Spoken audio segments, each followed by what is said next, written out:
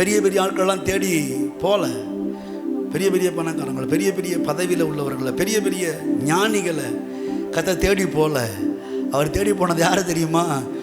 இரவெல்லாம் பிரயாசப்பட்டு ஒரு மீன் கூட அகப்படாமல் நாளைக்கு காலையிலைக்கு கஞ்சிக்கு வழி இல்லாத அந்த மனுஷனை கர்த்தர் தேடி போய் உலகத்துக்கே சோறு போடும்படி தேவனுடைய ஜீவ அப்பத்தை பகிர்ந்து கொடுக்கும்படியான ஒரு பெரிய வாக்கியத்தை கொடுப்பதற்காகவே கர்த்தர் பேதுருவை தெரிந்து கொண்டார்.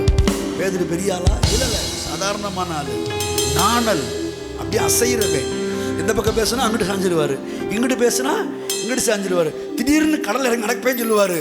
இறங்கி நடந்து வாப்பான்னு சொன்னோடனே திடீர்னு கடலை பார்த்தவொடனே அலையை பார்த்தவொடனே ஐயோ சாமி கைவிட்டியப்பா, கையை பிடிச்சிக்கப்பான்னுவார்.